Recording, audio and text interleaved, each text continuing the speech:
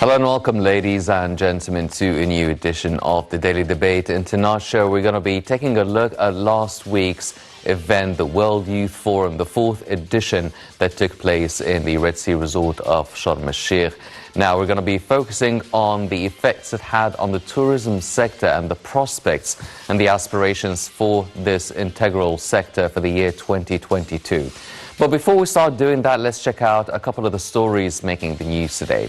And we'll start off with President Abdel Fattah el-Sisi, who held a meeting with Prime Minister Mustafa Madbouli and Minister of Finance Mohammed Maid on Tuesday to review the budget for the fiscal year 2022-2023. During the meeting, President el-Sisi directed the Ministry of Finance to raise the minimum wage to £2,700, approving two bonuses at a cost of about £8 billion. The first is a periodic bonus for employees addressed by the civil service law at 7% of the job wage, and the second is a special bonus for workers not addressed by the civil service law at 13% of the basic salary. This is in addition to increasing the additional incentive for both those addressed by the civil service law at a total cost of about £18 billion. Adopting a new additional incentive for teachers in the educational sector, bringing the total to about £3.1 billion. Allocating an amount of £1.5 billion to finance the additional quality incentive for faculty members and their assistants in universities, centres, institutes and research bodies, as well as financing the implementation of the new law on the salaries of full-time professors.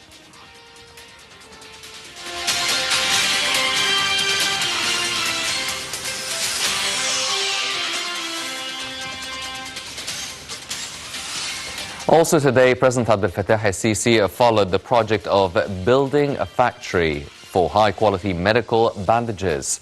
Now, this came during the President's meeting with the General Walid Abu al-Magd, the Director of the National Service Project System for the Armed Forces, and Major General Abdel Samia, the Chairman of the Nasr Chemicals Company, and Dr. Abdel Minam Amir, the Chairman of the PIL Medical Bandages Company.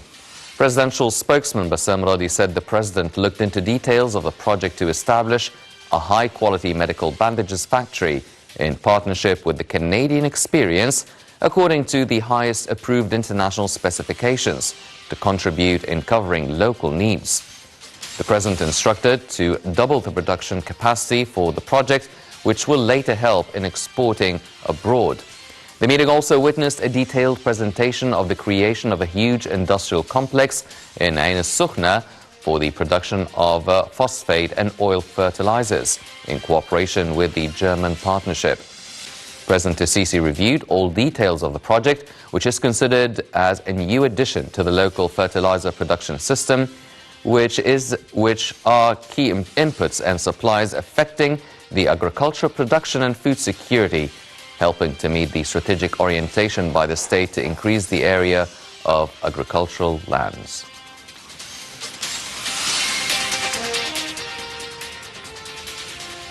And finally, President Abdel Fattah el-Sisi held a phone call with Crown Prince of Abu Dhabi, Sheikh Mohammed bin Zayed Al Nahyan, during which the President offered his condolences over the victims of the terrorist attack near Abu Dhabi International Airport. During the call, the President condemned the attack by Houthi militias that targeted the UAE lands, expressing Egypt's full support and solidarity to the United Arab Emirates in all measures and procedures being taken to defend its land and the safety of its citizens. The head of state confirmed that the UAE national security and stability are bound by those of Egypt within the framework of extended brotherly and historic bilateral relations. Earlier, during a phone call with the UAE Foreign Minister, Sheikh Abdullah bin Zayed, Foreign Minister Sameh Shukri expressed Egypt's solidarity with the UAE's government and people. The top diplomat stressed that Egypt stands against all terrorist practices by the Houthis on the Gulf country. Shukri said Egypt strongly stands for the security and stability of the UAE, confirming that the national security of Egypt and that of the UAE are closely linked.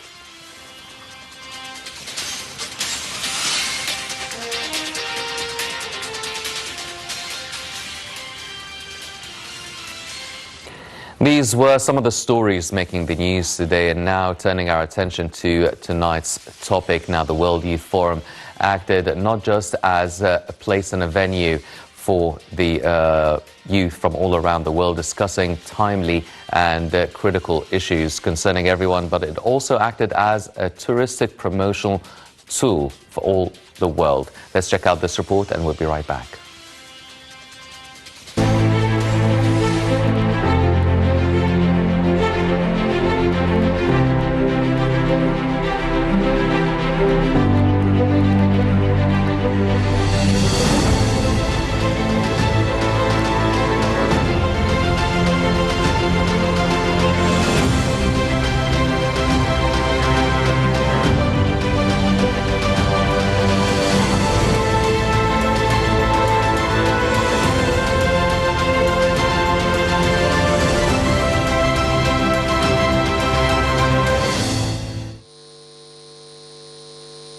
Prominent archaeologist Dr. Zahi Hawass praised the honorable organization of the 4th edition of the World Youth Forum that was hosted by Egypt in the Red Sea resort city of Sharm el-Sheikh last week.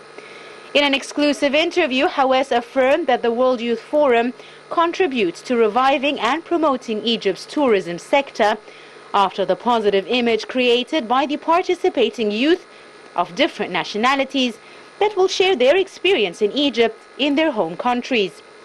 He affirmed that Egypt is a country of security and safety and a pioneer that has led the world for 5,000 years, adding that the idea of organizing a global meeting for youth did not take place anywhere else in the world except in Egypt under the leadership of President Abdel Fattah el-Sisi.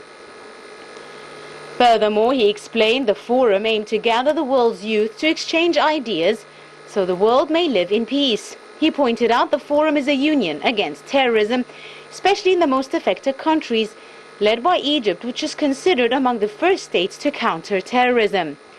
President Abdel Fattah el-Sisi attended the inauguration and closing ceremonies of the 4th edition of the World Youth Forum in the presence of several heads of state, officials, intellectuals and youth from around the world. He also attended some of the forum sessions. The president said the state attaches importance to the awareness file through an integrated system, affirming his belief in the freedom of expression, as he's always been keen on ensuring that there is much communication amongst Egyptians. The president said the World Youth Forum has become a good platform for discussion, noting that it has touched on topics that affect the entire world. He asserted his keenness on listening to various opinions, warning at the same time about the danger of imposing anybody's views on any country. He emphasized the need to believe in pluralism, diversity and difference, not just from a religious perspective, but also from a cultural, intellectual and political one. The president affirmed what has been achieved over the past 7 years in Egypt is due to security and stability in the country. He said Egypt needs about $20 billion annually to cover Egyptian expenditures, saying that the Egyptian economy and financial situation cannot be compared to some European and other foreign countries. The president said tourism was hit hard in the past few years, and Egypt did not manage to benefit from this key sector as a stable source of income because of the coronavirus. He also pointed out the country's revenues from tourism had reached nearly $14 billion before 2011, asserting that 2011 had greatly affected the tourism industry. The president called on the West not to restrict human rights to the freedom of expression and opinion. He asserted Egypt adopts moderate and positive policies when dealing with different world challenges. President el-Sisi said Egypt witnessed a very tough experiment of disagreement and protests which affected the country's fragile economy, followed by difficult decisions that are being incurred by its citizens. The president stressed that supporting factors of raising the humanitarian awareness in Egypt has a key role in protecting the Egyptian identity from obliteration, highlighting the significance of the roles of the media as well as families in raising their children, along with the roles of schools and places of worship.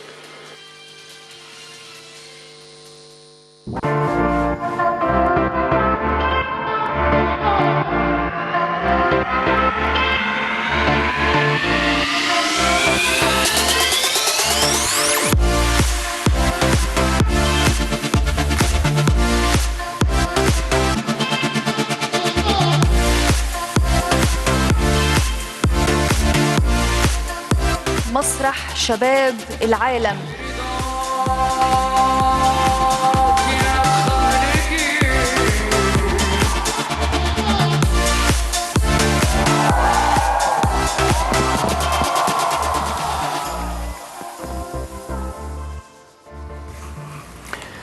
Welcome back, ladies and gentlemen, and now we're joined here in the studio by Dr. Alaa Khalifa, the international tourism destination marketing expert, to shed more light on tonight's topic. Dr. Khalifa, thank you very much for joining us. Thank you. It's a pleasure. Always a pleasure, sir. Dr. Khalifa, now everybody was focusing on the World Youth Forum that took place last week, and we're now looking at some of the repercussions and some of the outcomes that we felt the forum has achieved. And one of the main things, aside from all the main issues and topics being discussed at the forum, was the tourism factor. Now, tourism is one of the most integral sectors here in Egypt, and such a forum really caught all the light and the attention from all around the world to a great city such as Sharm el-Sheikh, one of the many great cities we have in the governorate.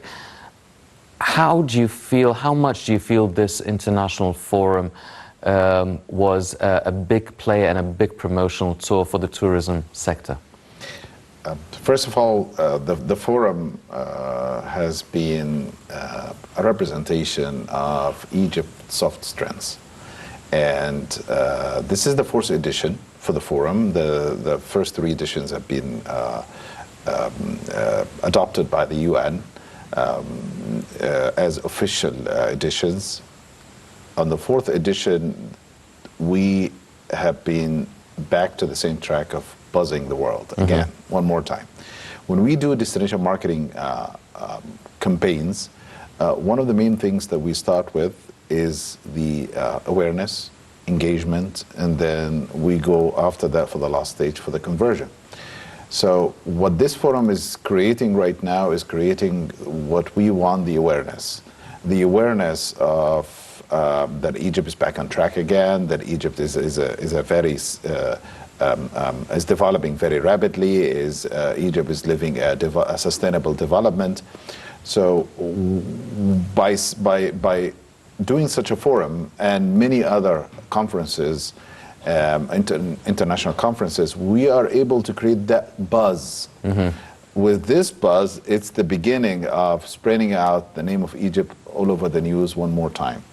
Holding a World Youth Forum, bringing youth from different countries around the world, from 170 countries around the world, it's definitely a boost to the image of Egypt. And destination marketing basically depends on how boosting images of different countries around the world.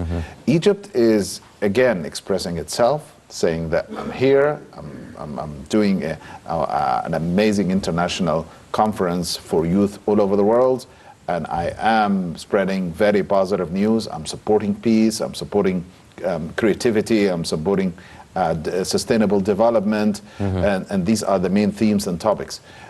When these positive news spread out in different regions around the world, it creates that kind of affinity that people think, whoa, Egypt, comes out of Egypt. When this younger generation get to know to Egypt, they get to go to Sharm el-Sheikh, see the beauty of the country, see how it has all what it has to offer right now, then they would always think this is the country. They always build up this kind of impression and then tell their other generations and their counterparts what kind of experiences that they lived in Egypt. So all in all, this kind of conference event that it's totally sponsored by the Egyptian government and the president himself is sending a very powerful message, a powerful marketing message to tell the rest of the world that we are here, that we are taking care of the youth, that we are engaging them with decision makers, that we are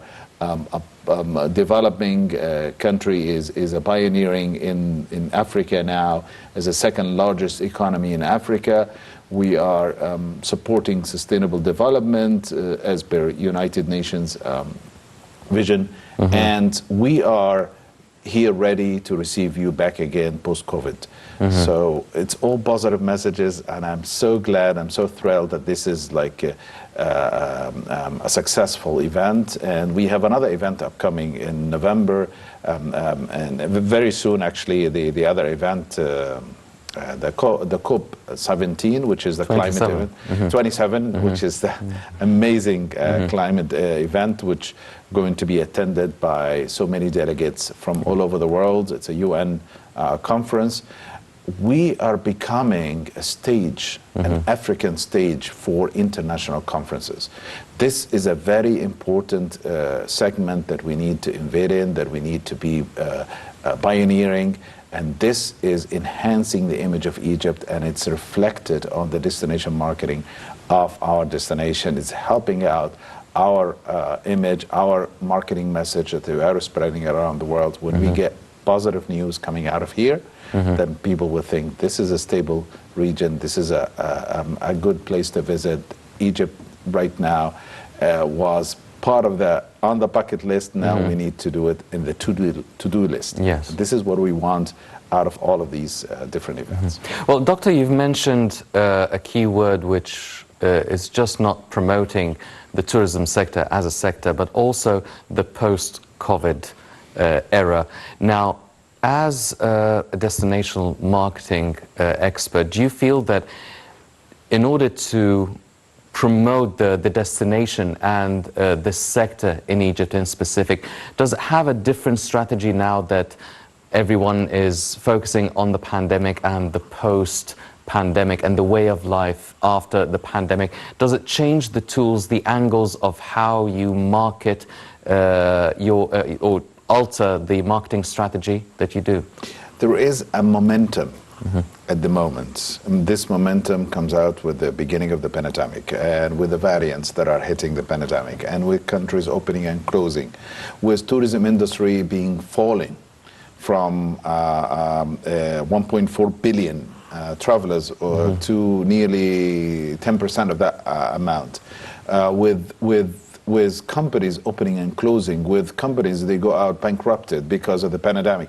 There is a momentum right now of revival. Of all of these countries are reviving or reshaping their policies again, of either opening economies or opening for tourism again, and this is, I call it the momentum for us. This is the right thing for us to get in, because now market shares, especially for outbound travelers, is reshaping all over the world. Now, countries who used to get a specific market share from a specific destinations, from a specific outbound destinations, are not getting that same market share anymore, either because they are locked down or because they have a problem or because they've been badly affected by the pandemic. So now trends have changed. Destination choice have changed. There are countries who became trending more than others. That is the reason why I'm calling this is the right momentum. Why? Because as a country, we never shut down. Really, we never shut down. I mean, since last July, last year, when we opened for tourism, we did not make such a very restrictive measures on arrival, on staying, on quarantine, and all of this. And we open up cautiously for tourism, and we welcome travelers from all over the world, and we even facilitated their entry procedures. We applied all the hygienic different things around touristic establishments all over the country, which put us among the destinations that our travelers are able to come and visit with ease. And that was the key word, ease. In the pandemic, when you allow people to come in and do things with ease, that's where people are more likely to come to visit you. This is the reason why we had this influx of travelers in the last few months, despite many different things that were happening around the world. Also, one of the things that we have to think is that because of this market share is reshaping, every country right now is doubling up their budget, their marketing budget, in order to reach as many people as they can, in order to present a new marketing message. They say, hey, we open again. We are open again for international tourism, and we want you back. This is what we have to offer. But what we did that earlier than them. So now there are, if you see a shift from different countries. People are coming back to Egypt from the rest of Europe in the time when Europe was all locked down, and it was very restrictive to get there, even to fly out to any of these countries, or you need to be in quarantine for a specific number of days. Egypt and other countries in the region, Egypt, United Arab Emirates, and other countries in the region were opened for international travelers. That is the reason I'm telling you this is the momentum. And where is that momentum is going to last? It's going to last at least for the whole of 2022. United Nations and World Tourism Organization is expecting the recovery from 2022 up till 2024 to full recovery. So our focus should be is to forge new partnership, to get the stakeholders of the industry involved, to maintain people in our industry focused and active. So when we have that flux of travelers, we find the right people to serve them. And we need to forge more co-marketing agreements with a lot of partners in the industry around the world. We need to focus on destinations that are nearly from 3 to 5 hours away from us. It's difficult to go to destinations that are long-haul flights for 10 to 15 hours, because no one is going to spend that time to go to a destination. It will be a minimum number. We need to focus on regional destinations that showed a lot of interest in Egypt. For the first time this year, governments such as Gulf governments, they are pushing into Egyptian outbound market. They want travelers from us. The reason they want to, because no longer they're getting travelers from Europe. No longer their own citizens are traveling to these destinations. For the first time, they, instead of going to Europe, their own citizens are shifting to neighboring countries that are treating them with a welcoming message. And this was very evident last July, when a lot of travelers from Saudi Arabia and from UAE went to the North Coast. If you go back last July and August, it was all full of GCC travelers. Normally those travelers used to spend their holidays in London and in other destinations. And why they didn't go to these European destinations? Because it wasn't allowed for them. Now, when they came and tried the North Coast, when they tried areas very famous large resorts in the North Coast, realized that we have a lot to offer. And that is a boost. This is why, this is the momentum. This is the right thing to present what you have better than the others. This is like having two actors, you know, one is famous and one is trying to become a star. And we are trying to become a star. We're trying to regain that thing. And one of them just say, hey, I can do it, and then you give the other opportunity to the other one just to show the talents that he has. And what we did in this momentum, we are showing the talents by doing the Mummy Parade, by doing the Sphinx Parade, you know, the Avenue of Sphinx opening, and not only this, by the World Youth Forum, by hosting very important international conferences and forums. This is it. We're going to go on this line, exporting very positive messages, and we have the backup of our government, and our president is backing up tourism in Egypt. He believes this is the future and the youth is the future, and we will be becoming a destination that people will always think positively and will always come and spend their holidays. it's all reflected on our country image Yes. for years to come. Well, but Doctor, I mean, you spoke about having these cooperative agreements between the Egyptian market and other international markets. Is that up to governmental efforts or private sector efforts, or does the government start off basically by luring different markets, and then it's the job of the private sector to actually really earn the bids and attract Let me different markets? explain it to you in a very simple way. In the past, governments or destination marketing organizations, or what we call DMOs, they used to go to a specific PR company or a marketing company and say, hey, we have this region and we would like to promote our image into this region. We have a marketing message, we would like to spread out this marketing message into the region. That's the old ways of destination marketing. The new ways of destination marketing is what we call marketing mix. Marketing mix means putting the message into different marketing channels.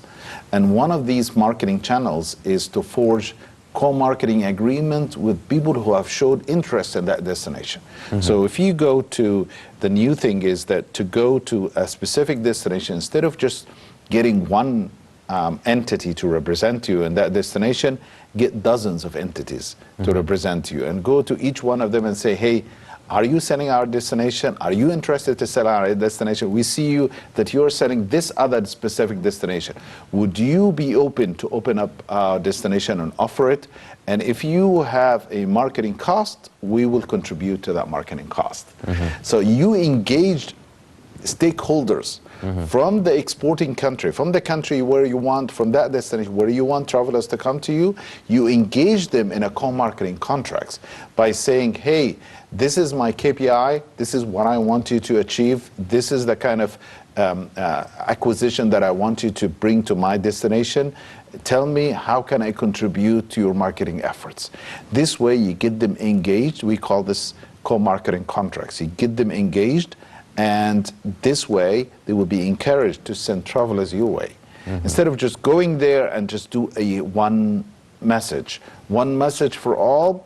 No one is going to have. One message means awareness and engagement, but doesn't mean transaction, doesn't mean acquisition. What we would do it this way is that we will have awareness, engagement, and at the end acquisition, because there will be a provider of a specific product, travel product for Egypt. Why? Because we ask him to put this through his channels. We ask him to push it through his distribution channels. He gets the Egyptian product, Egyptian touristic product, through his distribution channel and offer it as much as they offer other destinations around the world. This way we'll be able to increase awareness, increase travelers, increase interest. Let me give you an example. Dubai, Abu Dhabi, and many other DMOs, like destination marketing organizations, every year they used to sign up a lot of co-marketing contracts, not only with 200 or 100 or 400 people around the world. So can you imagine having a big budget and then segmented this budget with different partners around the world? So in other words, get people to work for you as a white label. You know, if you understand the meaning of that word, it's you get people, you will be at the back and people will be your front. You are, in other words, recruiting travel agencies, tour operators, airlines, all of those people with co-marketing contracts to bring traffic to your way. Why? Because you took the care of their marketing efforts. It's small amount, but then shortlisting large number of people will bring you. As a result, 2019, Abu Dhabi received 11.5 million people. As a result, a place like Bahrain received 10 million people. You know, as a result, many in 1 year. As a result, Dubai jumped from 15 million people to 22 million people. Why? Forging this co-marketing agreements helps out spreading out your marketing message and marketing your destination to the right level. This is my approach. Yeah, well, who pays then for these? Destination marketing organization, the ministry, whomever, the destination marketing organization, in this case, Egyptian Tourism Authority. We used to do this in the past, by the way. And then we stopped, and then we brought one big partner, and then we started to push it anyway. I don't want to go into the details, but I want to tell you something, that what we are doing right now is the right track. It is the right track. Forging, putting down events, pushing these different conferences, meetings, exhibitions all over the country, building facilities for that. In the new administrative capital, we have a whole new city that are dedicated to exhibitions, that are dedicated to conferences. We have world-class infrastructure. It's about time that we use this infrastructure, and we are doing it right now in Sharm el-Sheikh and in the new administrative capital and in Cairo and in other areas of Egypt. We are spreading out, and we are actually utilizing these things in order to present a very civilized image for Egypt, that it strengthens the soft, what I call soft power of the country. This is how countries are pushing their image through happiness. And this is what we are doing right now. We're spreading a happy face, happiness. We are bringing positive news from the country. And remember this, happy traveler always go to happy countries. And this is what we want. Good news is always good news. We will get good news from our end, and good news about our conferences, our meetings, exhibitions. We're doing IDEX. We did it one time, second time IDEX. 48 countries came and contributed around the world. We're talking about an industry that contributes to $2 trillion US dollar every year. And we are having that fraction of this industry. We want to make our market share much bigger. And we have the right momentum right now. That's the momentum I was telling you about. And we are going to go and continue in this road in order to get back our market share and exceed it as well. Well, ladies and gentlemen, the happy travelers are definitely coming to the happy place here in Egypt. And reports are saying that the Egyptian tourism will reach the pre-COVID-19 levels by the fall of 2022. Let's check out this report and we'll be right back.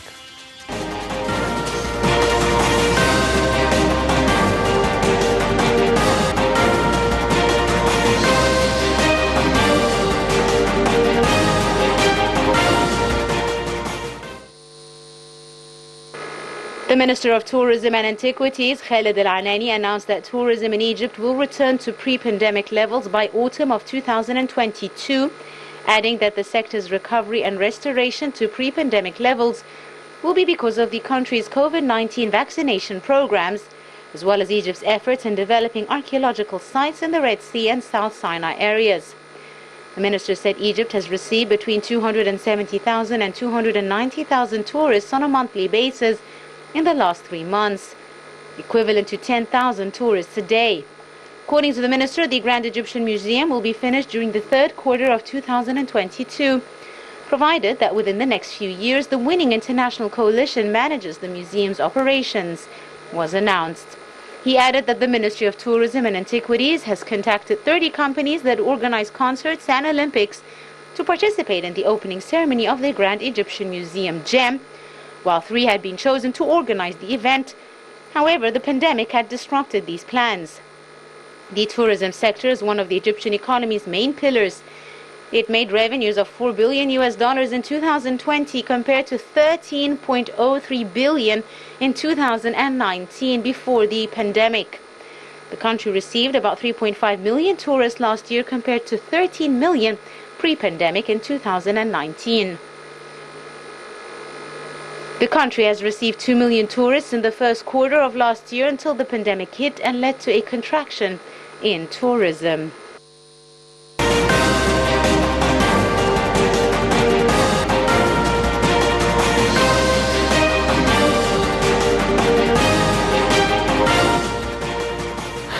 Welcome back, ladies and gentlemen, continuing our discussion with Dr. Khalifa.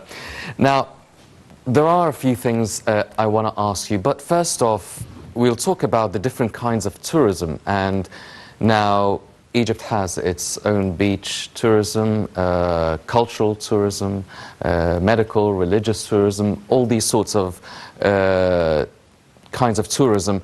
Now, the cultural one seems to be one of the most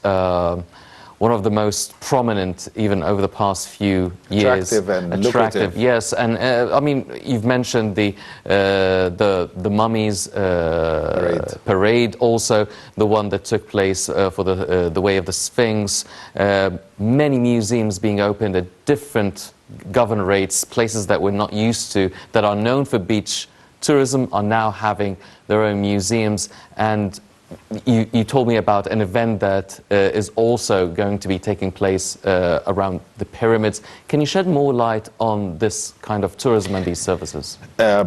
One of the main things that keep tourists coming back is the diversity of tourist products in one destination. So it's important that you surround your tourist, your visitor, with a lot of touristic products, daily activities, daily excursions, things to do, culinary tourism, presenting them with all kind of activities, whether from taste, from food testing, from marine trips, from other things. It's important that you present this as a list of different activities that our travelers can do. This enhances the positioning of the destination. So if you have people traveling straight to Sharm, you need to provide a lot of different activities around Sharm and in a proximity from around Sharm, because people don't want to go and just stay the whole week on a beach. They want to go out, they want to try the beach one time, twice, but then they want to go out. They want to go and try markets at nights. They want to meet local people. They want to go to local markets. They want to go to bazaars. They want to try the food in restaurants. It's a whole system of getting an experience. Underline all of this with an experience. So basically what we do is that we are creating an experience. Same thing when we are forging a big events, such as the Mummy Parade, such as the opening of the Avenue of Sphinx. This is drawing attention to us and also creates what we call a traveler's experience.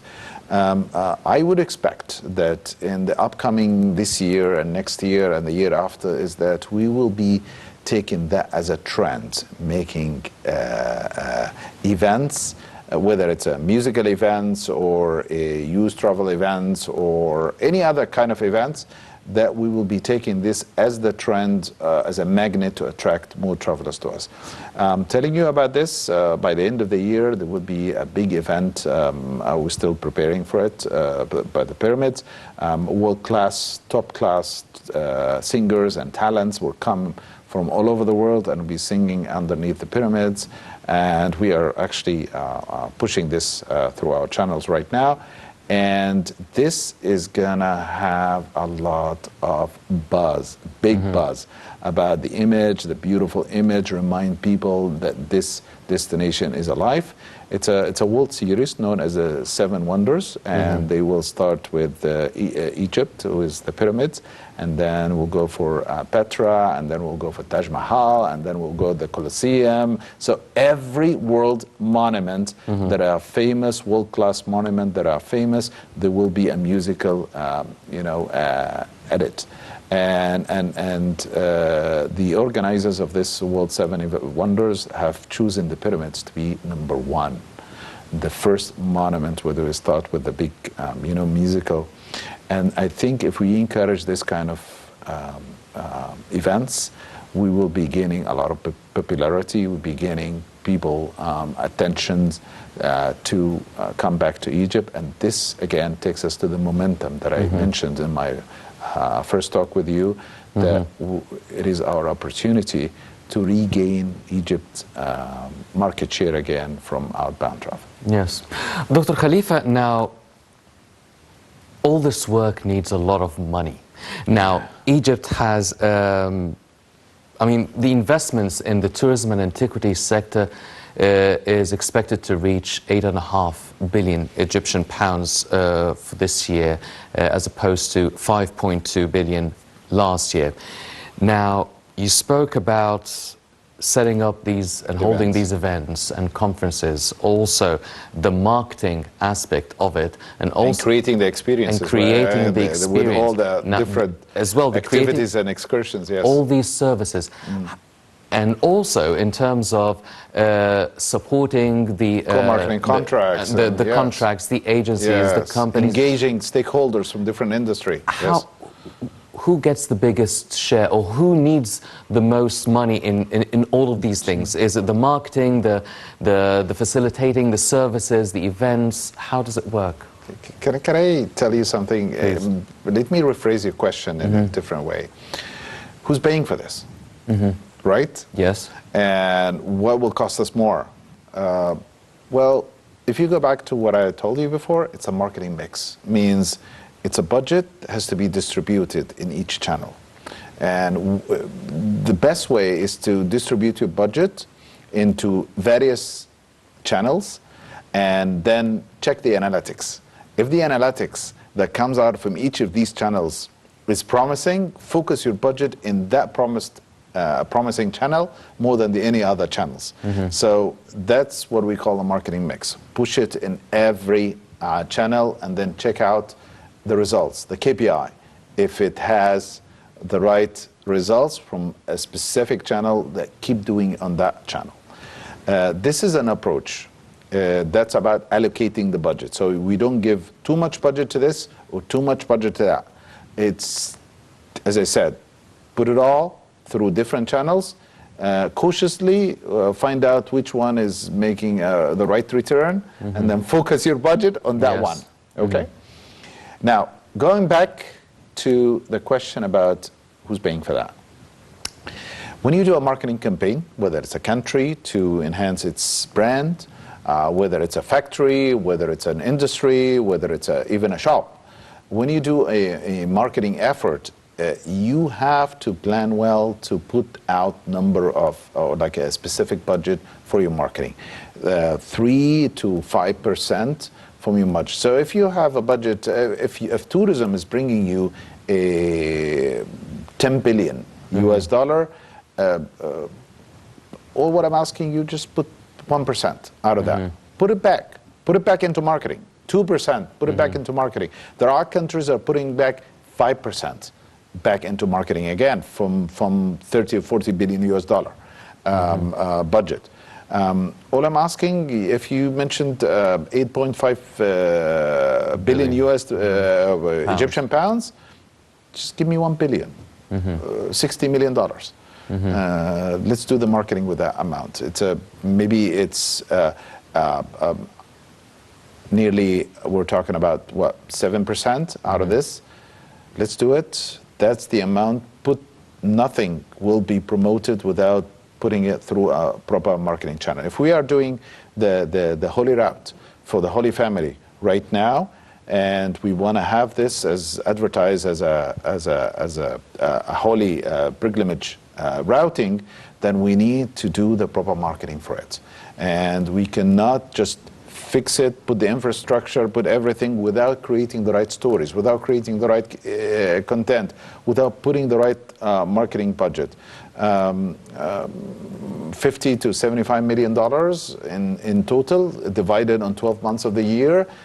I would say it would be an adequate marketing budget to promote a destination, promote cities separately, such as Luxor, Aswan, Hurghada, Sharm el-Sheikh. This is the reason why we are creating a special brand for each city right now. Yes. If you go to Luxor, it has its own brand. If you go to Sharm el-Sheikh, we need to market all these entities separately, and we need to allocate an adequate budget, and not only put this budget, but create the content, check the analytics, put it in the right distribution channels, optimize the marketing campaign every now and then, and go for the marketing mix that I told you about. Yes. This way we will have the right return, and its return is going to come. No one ever put money into the marketing with scientific methods and check analytics and KPIs without having a proper return. Okay, one final question Okay, because running sure. out of time in 15 seconds We now. talk a lot. Out of all these channels, obviously we're in the time and age of social Sure. media now. Which is the most, after all the analytics and analyzing all the results, which is the most efficient channel? Is it an actual event, being such as the World Youth Forum, that's being followed and highlighted afterwards? Is it social media? Is it an exhibition or a pavilion at some sort of an international exhibition? In our case, I think it's supporting developing events. That's one of the most active channels right now for us to spread out the marketing message. And secondly is creating quality content. Yes. The more we create quality content, the more we put it through distribution channels, like you're doing. You're in the media. You create content. Yes. If your content is appealing, people will react to it, they will engage, and then they will convert after that. Ladies and gentlemen, as Dr. Khalifa has mentioned, we are on the right path, and definitely a happy traveler would come to a happy place and enjoy a very happy experience. Unfortunately, that's all the time we have for this edition of the Daily Debate. But before we go, I'd like to thank my very distinguished guest, Dr. Alaa Khalifa, the international destinational tourism marketing expert. Dr. Khalifa, always a pleasure having you on the show. Pleasure was all. Thank you very much, sir. Thank you. Ladies and gentlemen, Pleasure. please stay tuned for more coming up on Nile International. I'm Henny Saif. Thank you for joining us.